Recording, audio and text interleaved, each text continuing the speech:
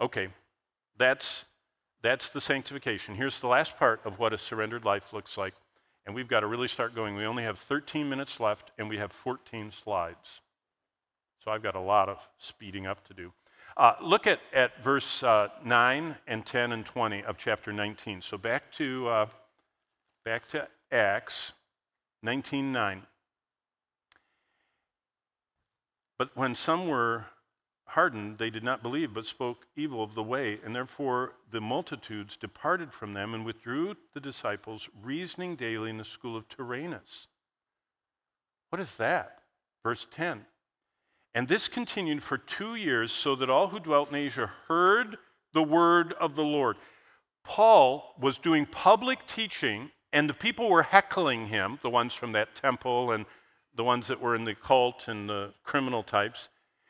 But a few of them were standing at the front, kind of like the lady on the subway, saying, I want hope and I'm reaching out to the Lord. Those few that reached out to the Lord, Paul said, hey, you can't learn very well in this heckling street ministry. Come on. And he rented a place. It's called the School of Tyrannus. You can see that in verse 9. And he went there during their siesta. See, in the Roman world, from 2 to 5, at the height of the heat of the day, everything closed down. It's kind of like Argentina, kind of like, in France, they close down schools for 2 hours. The kids all go home, eat with their parents. It's the, European, it's kind of a fun way to live. It's a Roman custom, only they did it for 3 hours. And Paul said, instead of going and eating and sleeping at home between your 2 shifts of your work, come to this school of Tyrannus, this meeting place.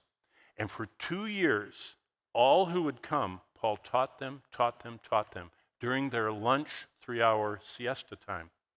What did he teach them? God's word. So look what happens in verse 20.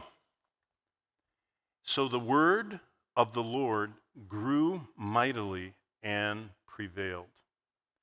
When God's Son is magnified, when God's people are sanctified, then God's word prevails. Now, do you want to know the very best thing to prepare for the missions conference coming up?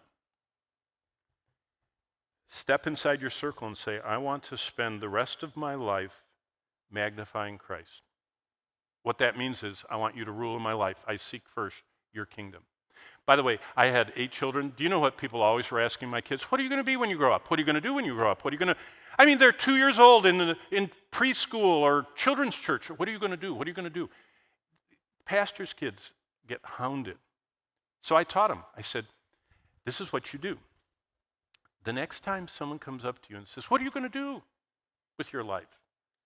You look up at them, and even if you don't have your teeth, you remember that time period when they didn't have their teeth and they talked funny. Look up at them, whatever age you are, and look right into their eyes of this older person that's asking you this piercing question you shouldn't ask little people, and say, I don't know what I'm going to do, but I do know I'm going to serve the Lord my whole life. And I said, don't stop there. Look right into their eyes and say, are you? I said, they'll never ask you again. Now think about it. People are going to ask you. You're going to that Word of Life Bible Institute. What are you going to do with your life? What are you going to do? What are you going to do when that first year is over? You say, I'm not sure. But one thing I'm sure of, I'm going to serve the Lord. I want him to be magnified in my life. I want my life to be sanctified. If you are hearing anything in your classes that is convicting you, you should not let it go by.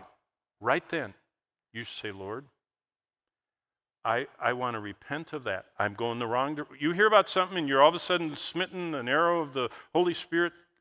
You say, Lord, I want to change my mind about that. I want to spend less time promoting myself in social media.